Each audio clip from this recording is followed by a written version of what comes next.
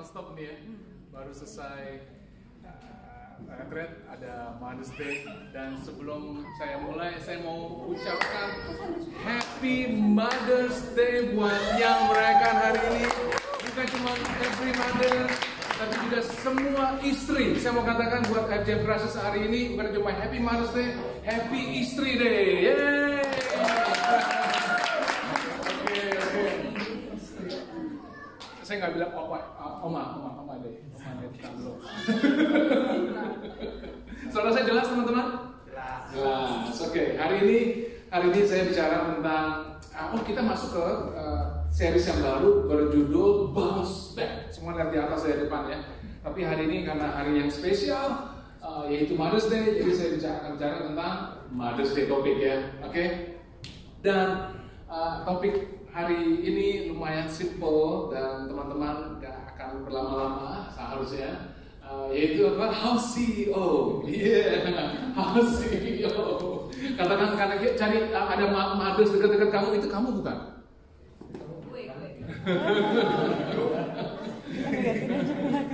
House CEO, oke? House CEO. Semua ibu-ibu saya mau katakan Anda benar-benar the house CEO. In the house gitu ya. Oke, sebelumnya kita mau baca dulu. Sebelum kita baca, kita mau doa dulu. Terima kasih Tuhan buat hari yang baik ini. Kami bersyukur untuk Mother's Day. Kami bisa celebrate lagi di tahun 2021 ini. I pray for all the mothers ya Bapak, buat wisdom, influence, impact, dan juga passion, dan juga sukacita, peace, dan joy yang ada dalam diri mereka selalu. Agar ibu-ibu di sini adalah ibu-ibu yang endurance, ibu-ibu yang tahan banting, ibu-ibu yang powerful, dan juga menjadi berkat buat bukan hanya keluarganya tapi extended family in the Church of Christ, di IFJ of Christ ini. Terima kasih Bapak, pimpin apa yang akan aku katakan ya Tuhan, dan juga firman-Mu, karena kami percaya kalau manusia bisa menyiapkannya, kalau Engkau tidak memberi perubahan dan juga memberi pertumbuhan, semuanya kasih sia-sia. Pimpin ya Tuhan dari awal sampai akhirnya. In Jesus name we pray. Amin. Amin. Mari kita buka sama-sama Titus 2 ayat 1 sampai 5. Titus 2 ayat 1 sampai 5. Jadi kita cuma bicara di sini doang, nggak jauh-jauh. Ayatnya juga saya bikin the shortest PowerPoint yang pernah saya buat di hidup saya, kayaknya sangat pendek. Titus 2 ayat 1 sampai 5. Titus 2 ayat 1 sampai 5. Saya buka aja, langsung saya baca. Kalau Anda cari di perjanjian baru teman-teman, kalau nggak ketemu, buka daftar isi, terkelihatan alamatnya di belakang. Oke.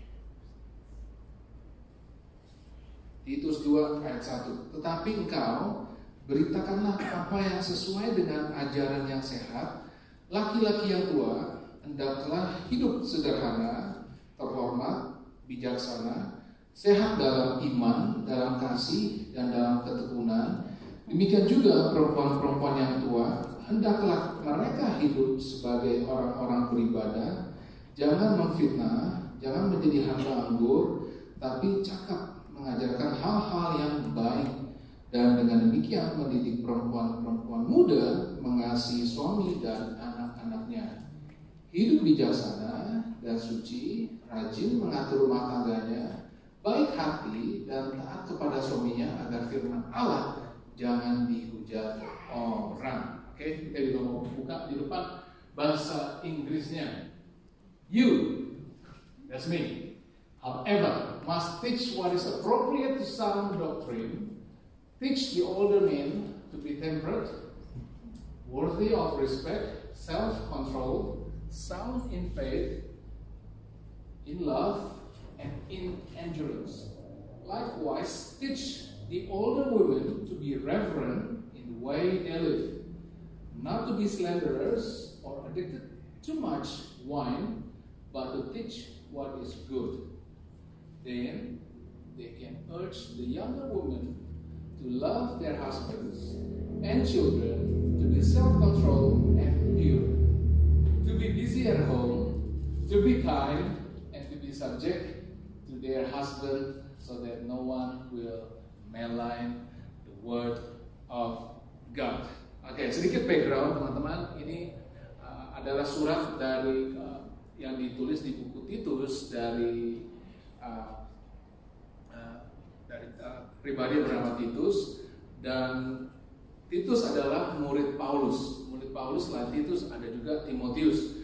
Dan Rasul Paulus pergi ke tempat-tempat, ke beberapa kota, ke beberapa tempat-tempat di daerah Middle East untuk membuat dan establish gereja-gereja di sana.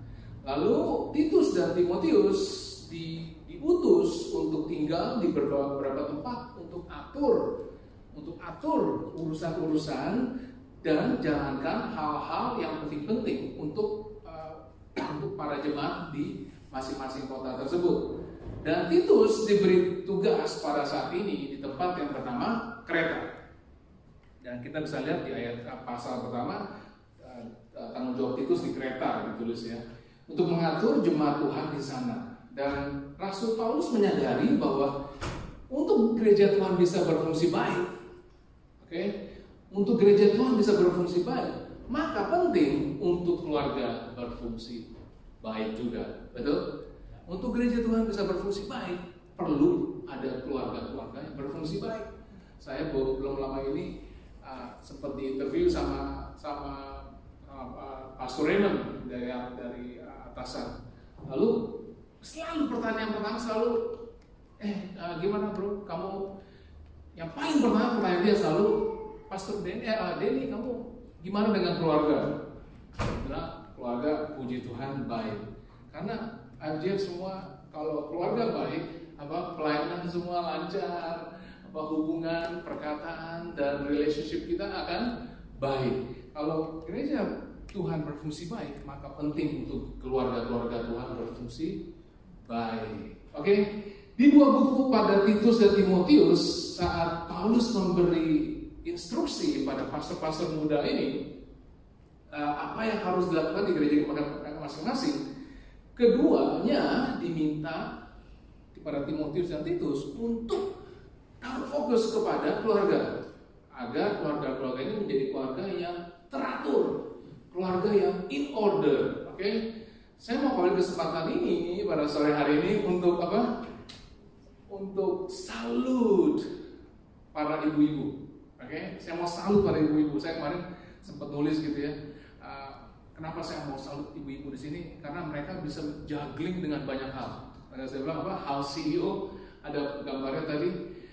Juggling kan kalau bola dilempar tapi harus di catch, dan kita cuma bisa catch pada limited number of bola, dan kita cuma bisa handle beberapa bola at the same time. Dan saya mau katakan ada banyak yang saya tulis. Kasih makan keluarga, drop anak-anak ke sekolah, siapkan lunchbox, bersihin rumah, do laundry, baju-baju dilipat, rumput dipotong. Hebat nggak ya? Ini rumah saya nih. Rumput dipotong, weed dicabutin, karpet di vacuum, lantai dipel, bawa anak-anak ke appointment dokter, appointment dengan sekolah, balet praktis, shopping groceries, shopping untuk gereja, reading Bible ke anak-anak, tugas gereja, posting competition untuk meringankan beban shopping, dan rubbish bin untuk menjadi rubbish bin buat saya pada saat saya ngomel-ngomel tentang urusan kantor, urusan gereja, urusan anak, ganti popok, mandiin, tongkrongin anak-anak di toilet, ajar anak-anak ngomong. Saya salut kepada para ibu-ibu di sini. Mari kita beri tepuk tangan buat ibu-ibu. Itu dari keluarga saya yakin yang lain juga related hal yang sama. Dan saya rasa yang dikatakan oleh Ann Jarvis yang dia perjuangkan tahun 1907, itu Mother's Day itu awal mulanya dari satu orang bernama Ann Jarvis dari Amerika. Sebenarnya Mother's Day celebration ini sudah jauh sebelumnya, tapi disolidkan dan menjadi suatu kebiasaan mulai dari si Ann Jarvis ini dari Amerika tahun 1907. Makanya kita saat ini celebrate Mother's Day di seluruh dunia, dan masing-masing negara celebrate-nya beda-beda. Dia pernah bilang gini, the person who has done more for you than anyone else in the world is a mother. Dia bilang. Kalau saya mau tambah ya buat saya, buat biar kesannya bukannya kesannya spiritual gitu ya. The person that who has done more for you than anyone in the world setelah Yesus adalah a mother. Okay? Everyone yang sudah done more than in the world is a mother. Saya bisa quote macam-macam, ada Abraham Lincoln, ada segala presiden-presiden Amerika mention mereka bisa menjadi orang-orang hebat, orang-orang besar karena ada a mother yang behind us. Oke, setuju teman-teman? Saya ingatkan pentingnya betapa pentingnya sosok seorang ibu. Pada saat saya teringat, pada saat saya pada saat Olivia mau melahirkan, saya masih ingat. Olivia melahirkan Olivia.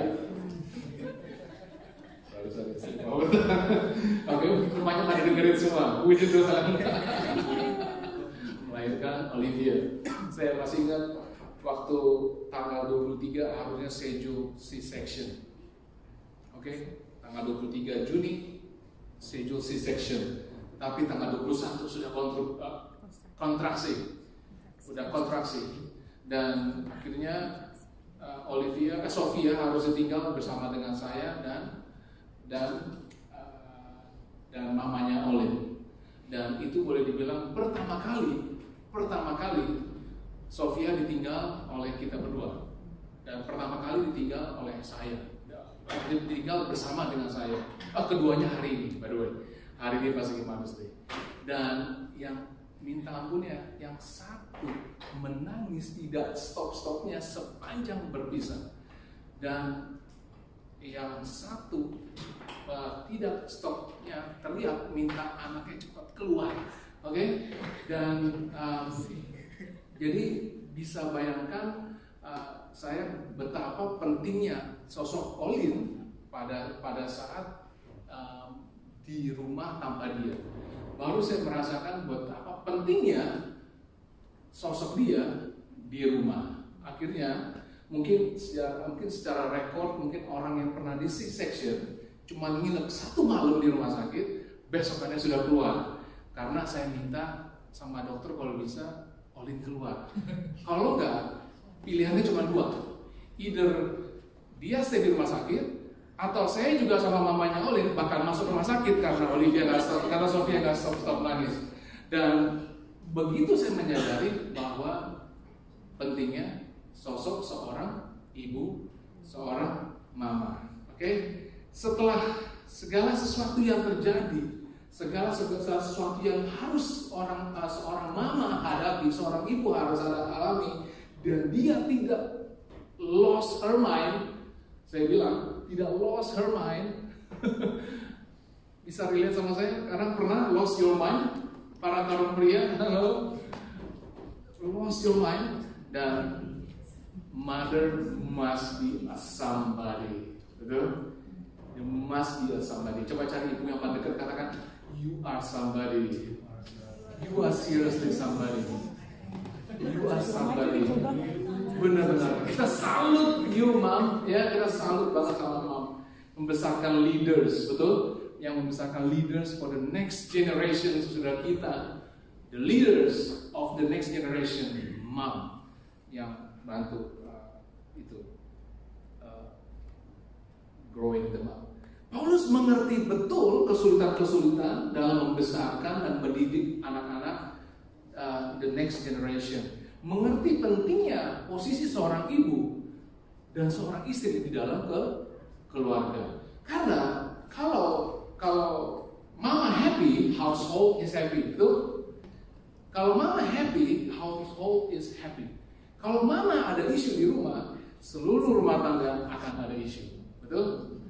Ada amin para bapak-bapak? Saya nggak tahu nih istri saya soalnya lumayan agak lumayan tegak lumayan heboh kalau seandainya ada isu di rumah. Jadi satu keluarga ada isu. Nah, kita mau lihat ya, kembali ke Titus 2 ayat 3 tadi.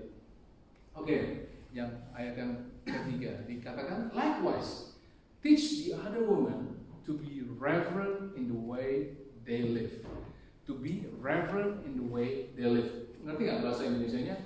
Dibilang taat beribadah, orang-orang yang beribadah. Dengan kata lain juga orang-orang yang hidup memuliakan Tuhan. Sehingga orang-orang yang hidup memuliakan Tuhan, orang-orang yang para wanita yang to be reverent in the way they live, orang-orang yang taat beribadah, perempuan-perempuan yang taat beribadah, the way they live, dia tidak akan melakukan hal-hal yang berikut ini. Oke? Dia tidak akan apa? Not to be slanderers. Tahu slanderers apa teman-teman? Kalau di bahasa Indonesia-nya simple banget, cuma dibilang tidak berkatakan apa? Jangan memfitnah.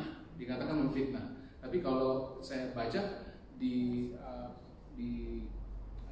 terjemahan yang mengatakan apa? Membunyikan kata-kata jahat. Oke? Membunyikan kata-kata jahat pada orang lain yang tidak benar. Oke? Membunyikan kata-kata jahat pada orang yang tidak benar. Oke? Kita harus menolong orang, betul? Kita kadang-kadang harus menceritakan masalah orang kepada beberapa teman untuk entah didoakan, untuk kita terlibat bersama dalam membantu. Tapi ada hal kalau motivasinya untuk untuk menjatuhkan reputasi seseorang, itu masuk klasifikasi slanderers. Oke? Nah, lalu selanjutnya apa? Or addicted to much wine.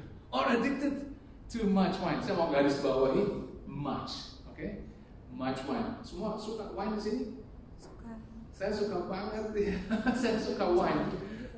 Tapi saya nggak suka much wine. Halo? Setuju teman-teman? Minum wine oke, tapi jangan much wine.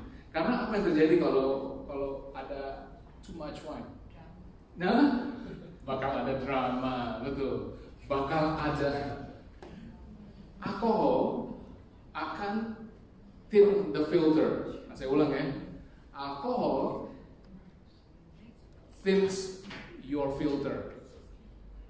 Anggap alkohol akan membuat filter kita makin tipis. Ngerti maksud saya? Bisa kita punya lips jadi loose. Betul? Kita punya perkataan jadi loose.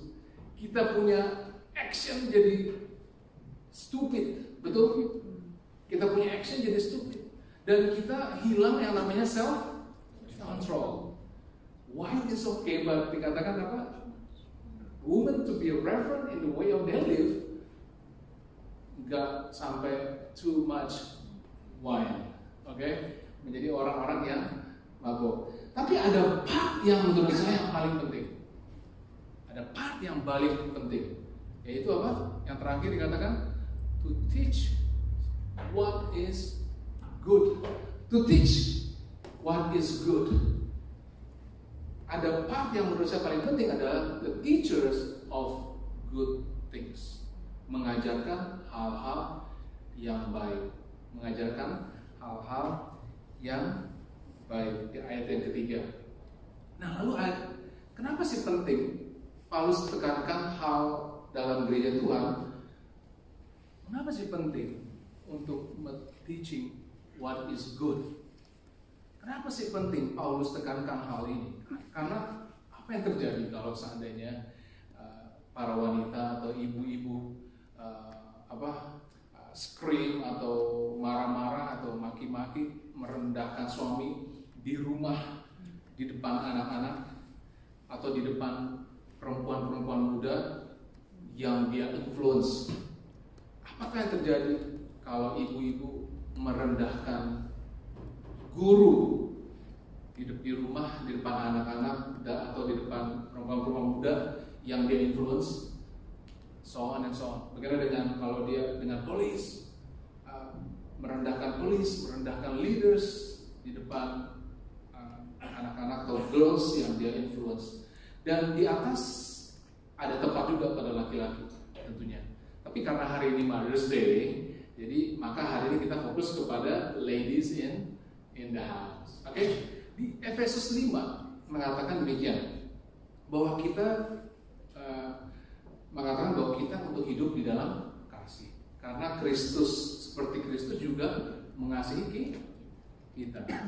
Tapi di Titus kita melihat bahwa istri juga seharusnya mengasihi suami dan anak-anaknya. Menariknya, kalau kita baca di ayat yang keempat, dikatakan apa? Dan dengan demikian mendidik perempuan-perempuan muda mengasihi suami dan anak-anaknya, bahasa Indonesianya.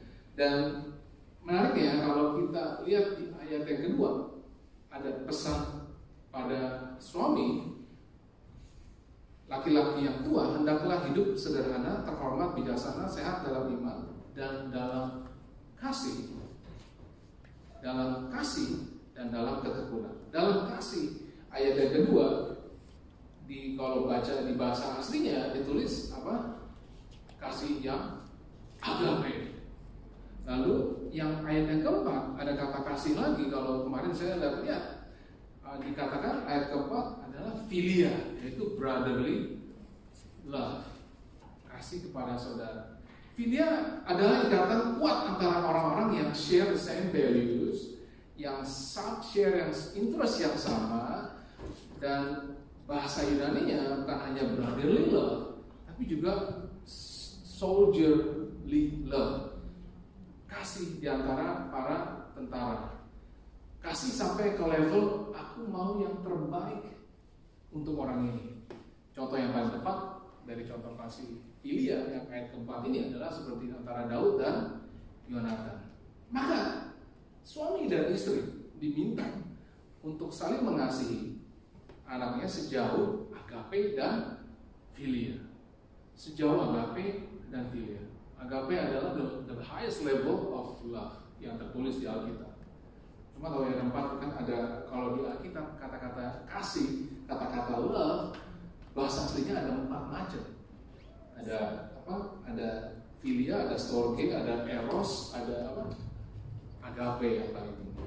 Dan kalau this kind of love is missing di rumah, teman-teman. Kalau this kind of love, ada kasih yang seperti agape dan philia missing di rumah, saya mau katakan bahwa tidak ada filler yang bisa isi gap. Tidak ada filler, tidak ada yang bisa mengisi apa yang husband dan anak-anak perlukan di rumah. Oke? Apa yang anak-anak perlukan, apa yang suami perlukan di rumah, tidak ada yang memuaskannya. Pernah nggak sih bayangkan teman-teman, Anda pulang ke rumah, seandainya para ibu-ibu cuma hanya melakukan tugasnya, tapi nggak ada love-nya, oke?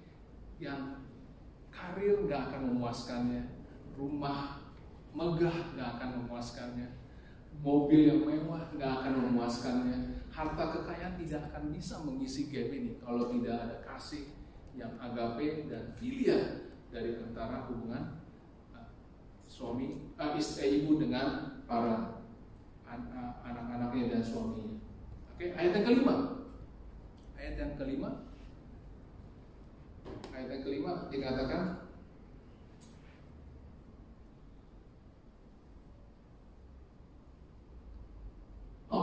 to be self-controlled and pure, to be busy at home, to be kind, and to be subject to their husbands or submit, so that no one will malign the word of God. Self-control artinya you are in control, bukan your sinful nature yang in control, dan segala keinginannya tentunya. Selama masih kita ada daging di dalam tubuh kita, selama kita masih hidup dengan tubuh kita, maka masih ada namanya keinginan daging. Dan kita tahu bahwa keinginan daging berlawanan dengan keinginan roh. Kalau di Galatia bilang katakan, even orang yang paling godly sekalipun, orang yang paling yang paling godly, yang paling holy, kita katakan Daud pun masih ada masalah dengan self control dengan hal ini. Benar teman-teman? Saya kasih teman-teman bahwa kita tuh ada gravity pull untuk ke arah yang namanya sinning. Benar?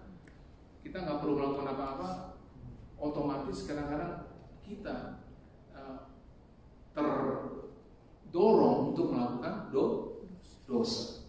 Maka perlu yang namanya self control, perlu namanya kuasa di diri. Lalu dikatakan selanjutnya perempuan yang harus diajarkan adalah untuk pure dan murni, atau menghindari dirimu dari pengaruh luar yang bisa mengotori kita atau spoil dan korak kita. Entah influence kah, hubungan sosial kah, apa yang kita tonton, apa yang kita dengar, apa yang kita baca, bisa memberi pengaruh luar yang akan yang bisa merusak kita punya purity. Dan juga selanjutnya dikatakan, saya pas dulu yang to be busy at home ya, to be kind. To be kind adalah be nice ke orang lain, be friendly, be a blessing. Dan Alkitab mengatakan bahwa ia lebih berharga dari rubies, lebih berharga dari permata. Nah, lalu yang sering juga menjadi perdebatan adalah tentang submission, to be subject atau obedient atau submit to their husband so that no one will malign the word of God. Submission gak jadi kebiasaan pada hari ini, benar?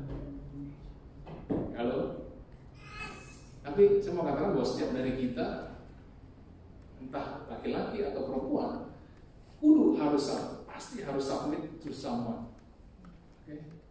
Pasti harus submit pada sesuatu. Dan kalau tidak ada seorang pun yang bisa kasih tahu atau memberi nasihat ke kamu, you can be out of control. Betul? Kalau tidak ada seorang pun yang bisa kasih tahu atau memberi nasihat, you can be out of control. Kalau tidak ada seorang pun yang bisa kasih a word dalam hidupmu, kasih nasihat dalam hidupmu, we can be out of control.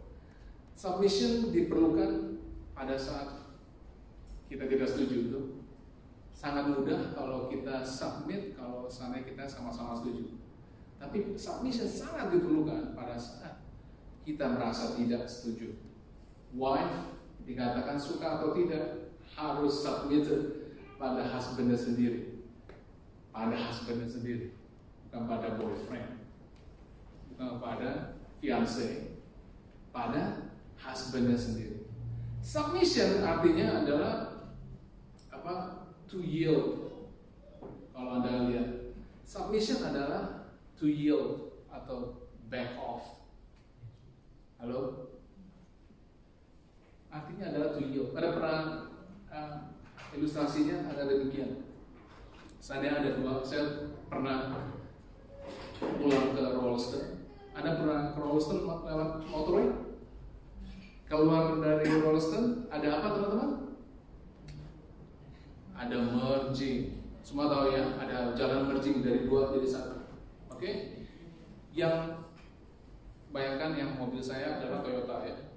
Toyota di sebelah kanan dan di sebelah kiri ada truk gandeng. Oke? Posisi saya di depan, truk gandeng menyusul dengan kecepatan cepat. Dia mau masuk ke depan saya.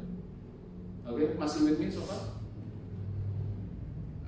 Dengan kecepatan yang cepat, di truk gandeng di sebelah kiri mau merge ke line saya, dan tentunya Toyota saya mempunyai the right of way karena dia paling depan dan dia speednya udah benar dan dia sebelah kanan. Dan mobil saya punya 2 pilihan, betul? Apa? Pilihannya apa teman-teman? Untuk yield, untuk back off, atau stay right. Stay benar, I'm on the right lane.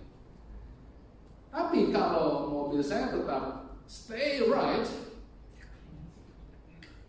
dan truk gandeng tetap masuk ke jalurnya, saya mau katakan, maka akan ada dead bride.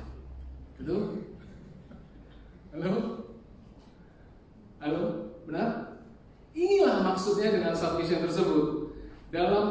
Akan ada waktu dalam hidup, mungkin kamu tahu bahwa kamu adalah yang paling benar.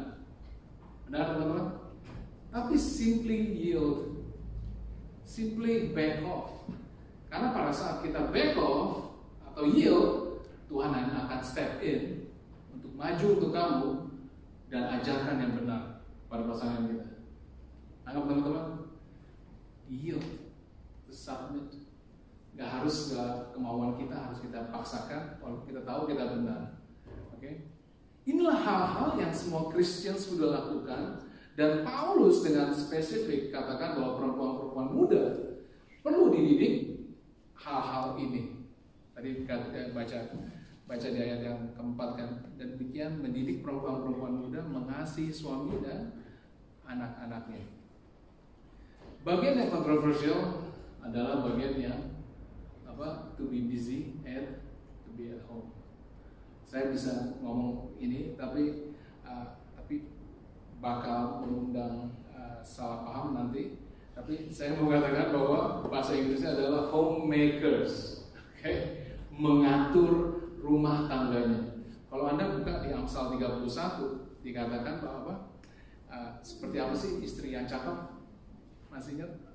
Kalau istri yang cakep dikatakan berbuat baik pada suaminya, tidak berbuat jahat, mencari bulu domba dan ragu, senang bekerja dengan tangannya dan membagikan tugas kepada pelayan-pelayan perempuan, membeli sebuah ladang, mengikat pinggangnya dengan kekuatan, menguatkan lengannya, dan membuka mulutnya dengan hikmat.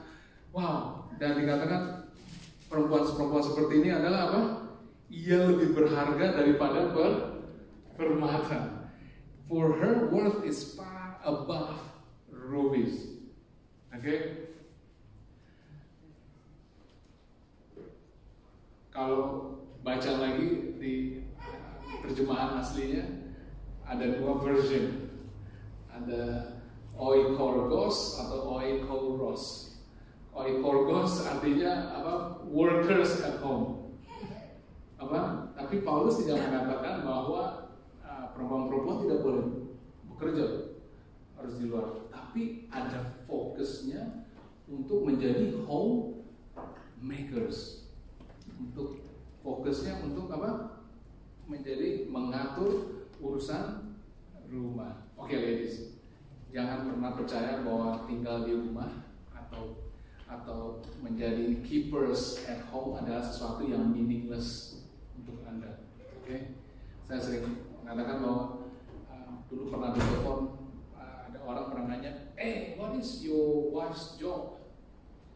Waktu pernah ditanya, what is your wife's job? Saya bilang sama dia, saya reply sama dia, dan dia bilang, the most difficult job in the world.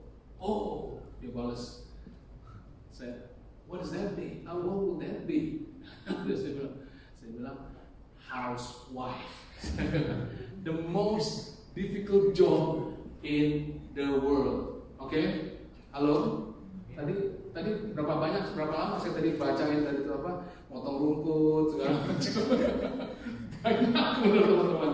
Dan jangan pernah merasa kalau Anda hanya tinggal di rumah dan mendidik anak adalah pekerjaan yang meaningless, tapi pekerjaan yang special. Oke?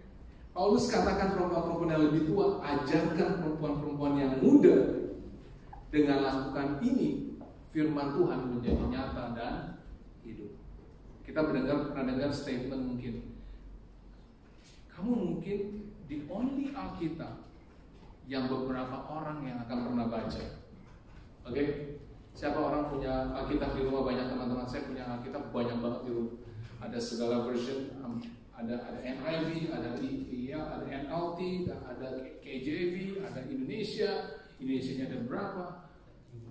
Tapi nggak semuanya kita baca mungkin. Oke? Kadang-kadang saya mau katakan sebagian besar hidup kita menjadi hidup yang nyata dan representing Bible. Benar?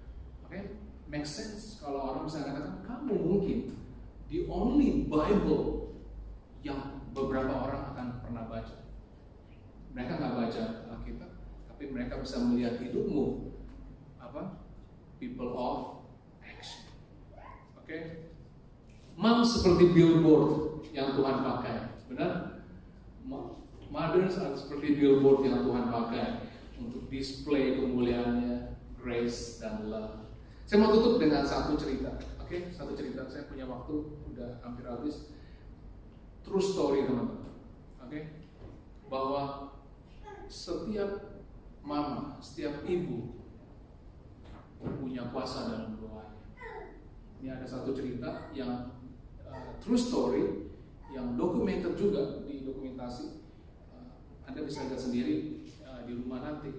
Ada seorang bernama tahun 1820 ditulis seorang bernama Peter Ridgely. Pernah dengar? Peter Ridgely adalah boleh dibilang orang yang paling bersyukur, orang yang paling diberkati pada tahun itu. You know what? Tahu kenapa? Dia seseorang yang survive salah satu kejadian yang paling aneh yang mungkin pernah terjadi pada hidup manusia. Peter Ridgely. Anda mau catat, kalau nggak percaya cerita saya, baca sendiri dulu. Dia naik kapal menuju Australia. Jadi saya minta teman-teman present keyboardisnya ada yang lainnya boleh stay. Dia naik kapal menuju Australia tahun 1820. Dalam perjalanannya kapalnya mengalami musibah dan mulai tenggelam. Seluruh awak kapalnya gone, tenggelam, kecuali dia, Peter Ridgely.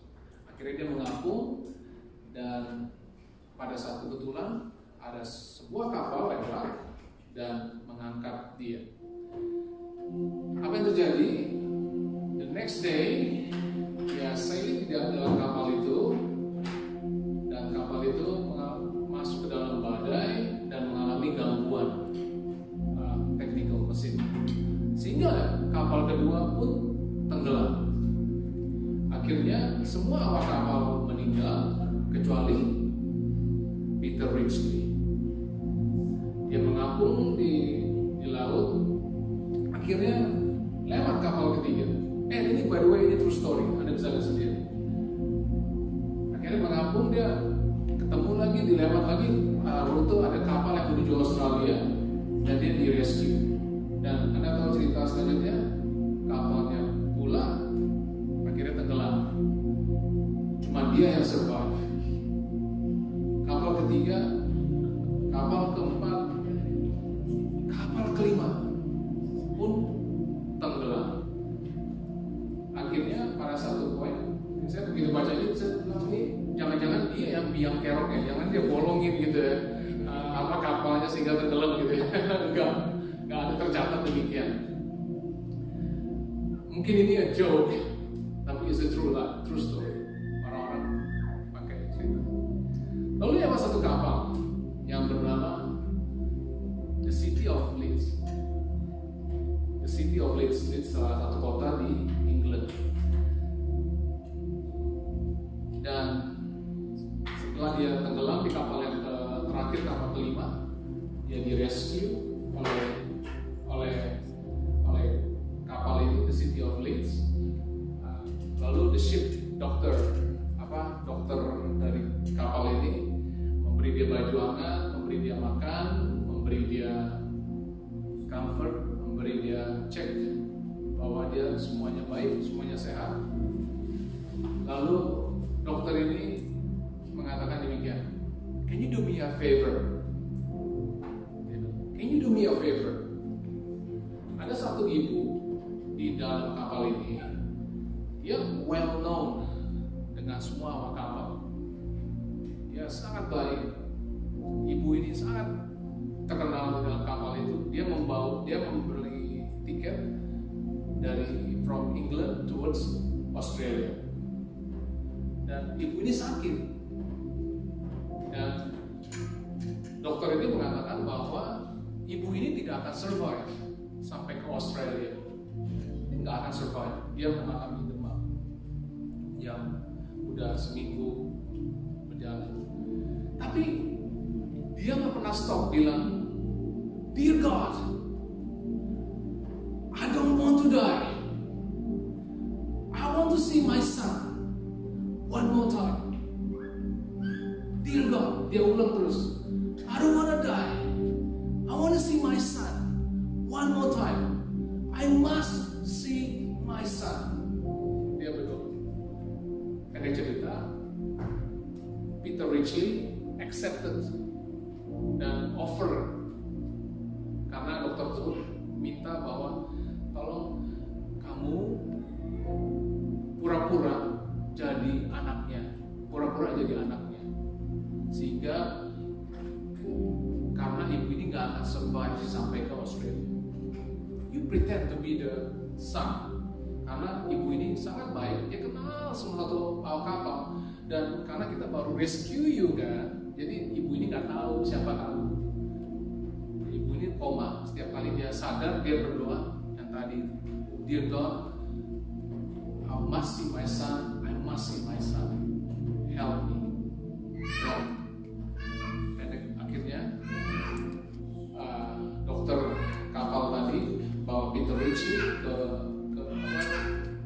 bawah kapal, masuk ke satu lorong yang gelap, lalu ketemu di satu ruangan, dan dibuka, dia melihat seorang ibu yang udah terbaring, lemah, dengan rambutnya yang sudah beruban, yang sudah grey. Lalu Peter Ritchie masuk ke kamar itu, dan dokternya suruh dia maju, suruh dia duduk. Apa yang terjadi, teman-teman? Peter duduk di samping ibu ini, dan pada saat cahaya bagi ibu ini bergerak, dia mulai menangis. Peter mulai menangis. Peter sobbing, Peter crying. Dia menyadari bahwa the reason why 5 kali dia survive, 5 kali dia di rescue, 5 kali dia diselamatkan dari kapal tersebut, untuk duduk di samping tempat tidur itu adalah alasan utama kenapa Peter Ritchie survive begitu banyak musibah.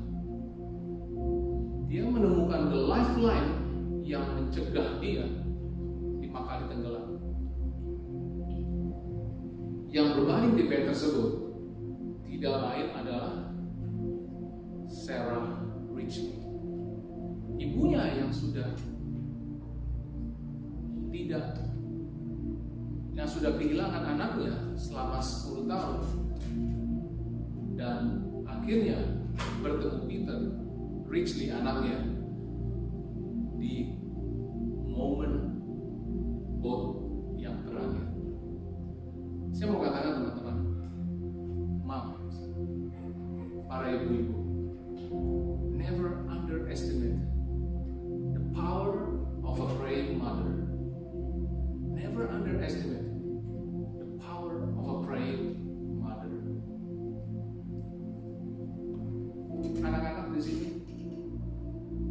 saya terutama, kalau saya ada masalah, person I see is my mom.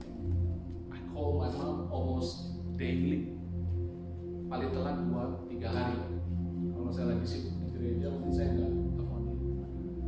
Tapi I want to tell you that mom really love, mom saya terutama, really love me to call her, even to say resep, even asking for suggestion. Mom, aku ada masalah dengan keluarga, you pray for me, mom.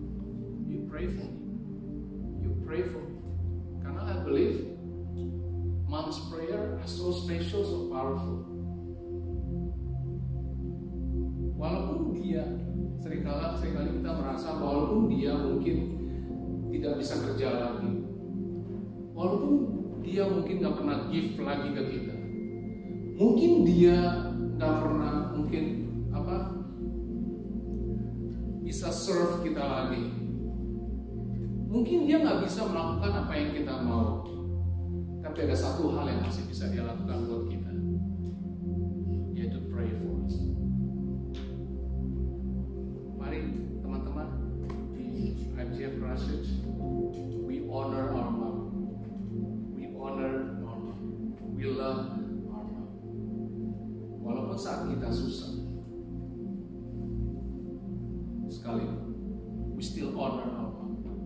Tuhan Yesus di kitab Yohanes dia menulis bahwa dia mengatakan pada saat dia di kayu salib, dia mengalami kesukaran, mengalami kesulitan, mengalami sakit. Dia mengatakan pada disciples, behold my mother, take care of my mother. Dan kita mengatakan murid-muridnya membawa Maria ke rumah mereka. Jesus loves her mother, his mother. What about you? Mari kita berdoa. Mari kita berdiri.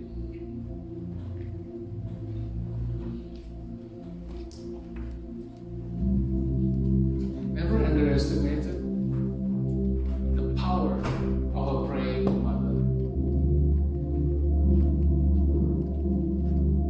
Saya nggak tahu, mungkin ada beberapa dari teman kita di sini, moms mungkin sudah berpulang ke rumah bapak, mom sudah pergi dari bapak, mungkin juga mom tidak seperti yang kita expect.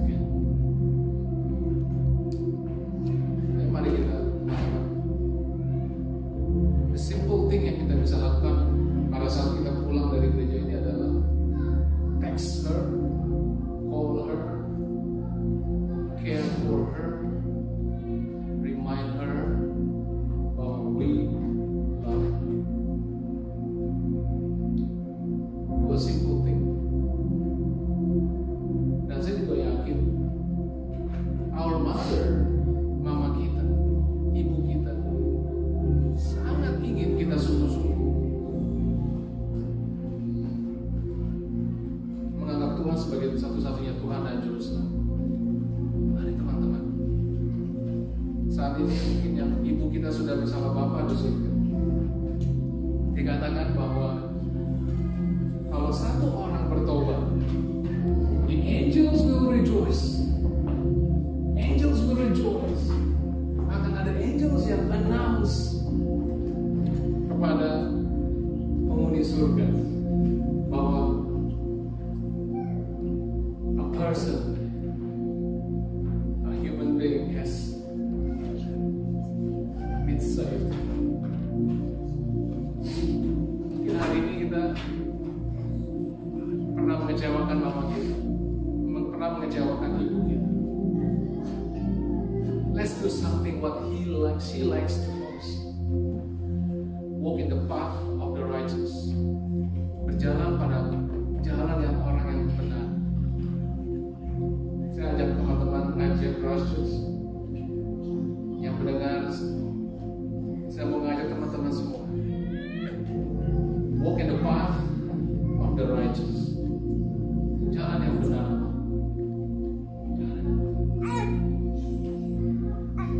Terima kasih Bapak. Terima kasih untuk kebaikan, untuk brave mothers dalam hidup kami. We are not gonna take my mothers for granted.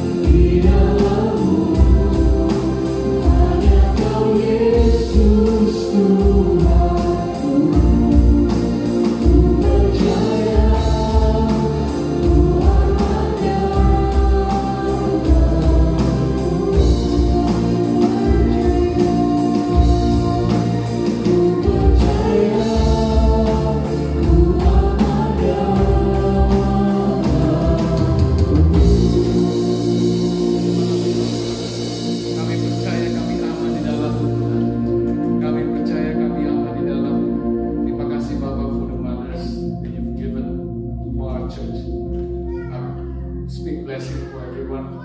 I speak blessing for the mothers. I speak health blessing juga buat para ibu, juga passion dan juga kesabaran yang panjang ya Tuhan. Kami percaya Bapa, Kau berkati para ibu dalam ruangan ini, juga di dalam our friendship, juga di luar sana, agar menjadi berkat buat orang-orang lain. Sidang jemaat keluarga Allah, jika engkau mendengarkan suara Tuhan Allahmu dan melakukan dengan setia segala beritanya yang disampaikan pada hari ini, maka Tuhan Allahmu akan mengangkat engkau di atas segala bangsa di bumi. Diberkatilah engkau pada waktu keluar, diberkatilah engkau pada waktu masuk, dan diberkatilah engkau pada waktu keluar. Tuhan akan membiarkan musuhmu yang maju berperang melawan engkau terpukul kalah olehmu. Bersatu jalan mereka akan menyerang engkau, tetapi bertujuh jalan mereka akan lari dari hadapanmu. Tuhan akan memerintahkan berkat ke atasmu, baik di dalam lumbungmu, dalam segala usahamu, dan di dalam studimu. Tuhan akan membuka bagimu pembenaran yang melimpah, yang di langit untuk menurunkan hujan bagi masanya, dan memberkati segala pekerjaanmu, sehingga engkau memberi pinjaman kepada banyak bangsa, dan engkau sendiri tidak meminta pinjaman. Tuhan akan mengangkat engkau menjadi kepala dan bukan menjadi ekor. Engkau akan tetap naik dan bukan turun. Diberkatilah keluargamu serta hubunganmu dengan mereka, rumahmu selalu dipenuhi dengan sukacita, kudusan, iman, pengharapan, dan kasih. Kuasa Roh Kudus menyertai engkau selama-lamanya. Semua diberkati Tuhan, katakan amin.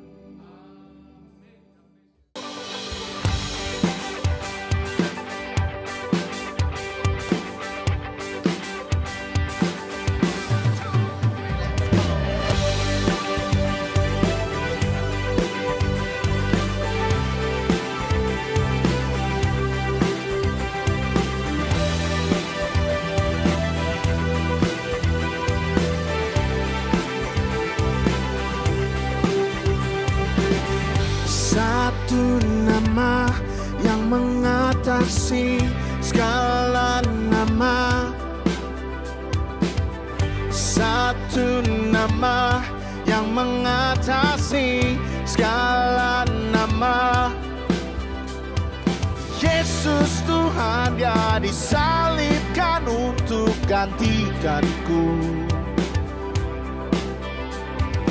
Yesus Tuhan yang mati untuk tebus semua dosaku. Oh, gelap